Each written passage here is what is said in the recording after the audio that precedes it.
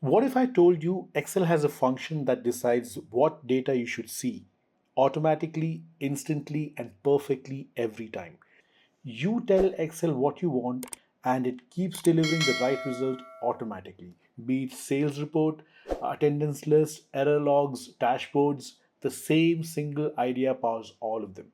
In the next few minutes, I'll break this down step by step so you can start using it immediately, even if you've never written a dynamic formula before. So, without any further ado, let's quickly get started. On the screen, you can see a simple employee data set. Each row represents one employee, and each employee has a unique ID and a name. Next, the tenure column shows how many days the employee has been with the company. We have a department column showing which team the employee belongs to, like operations, finance, IT, or sales. And finally, we also have performance related columns. Productivity percentage shows how efficiently each employee is working, while the error percentage shows the level of mistakes. All right, now let's try and understand how this function works. Here I have a drop down that I can use to select any of these departments because I'm going to be filtering the data based on departments. So we'll start off with writing the function. It's equals to filter, bracket open. And you see the first argument that we have here is array. Array is basically the part of the data that you want to be returned, right? So here you can see we have all the columns here. So I'm basically going to select the entire table. Okay. The next argument is include. Now here I can specify my filter, right? So like I said, we are trying to filter this table based on department. So I'm going to select this column and I can now enter the equals to sign and I'm going to give reference to this cell.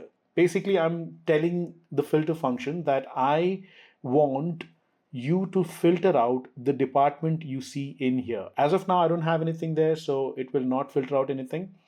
Okay, so in case if the filter function is not able to find what's here, I can also, basically have the filter function return a default statement. So I'm going to enter data not found.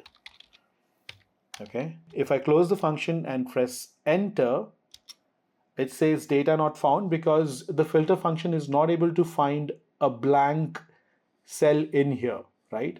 As soon as I come here and select one of the departments, let's say I select operations, it will automatically filter out all the rows that belong to the operations department.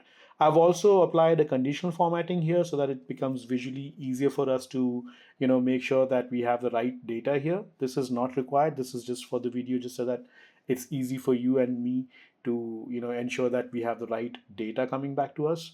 If I change this to finance, I now have all the finance data here. If I change it to sales, I have all the sales data here. So that's basically how the filter function works. Let's look at another example of how the filter function works.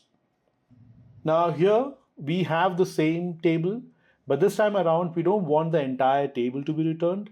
We just want these two columns to be returned based on a certain filter criteria. And the filter criteria that we are looking at here is the tenure, right? So I have entered 1000 here right now, but what we're trying to say is I want the data to be filtered out based on the value here. Okay, so let's see how that works. Equals to filter, bracket open. Again, the array, like I told you before, is the data or the part of the data that I want to be returned. And since I'm only looking for employee ID, employee name this time around, I can select only these two columns, okay, comma. And I need to now specify my criteria, the filter criteria.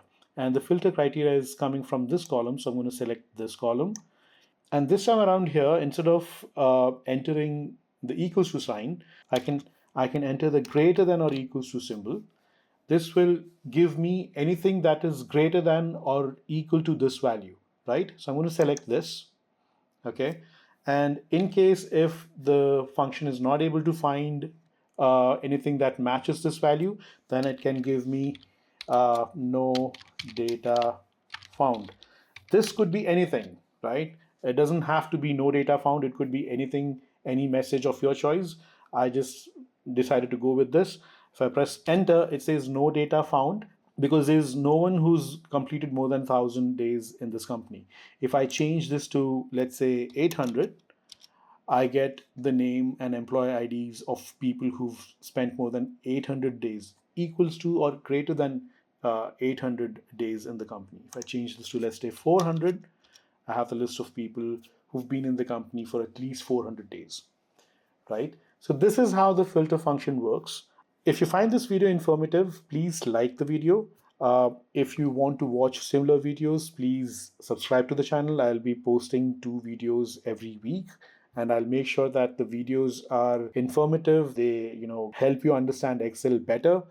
All right. So use the comment section to, voice out your doubts if you have any. Thank you so much for watching this video. Take care. God bless.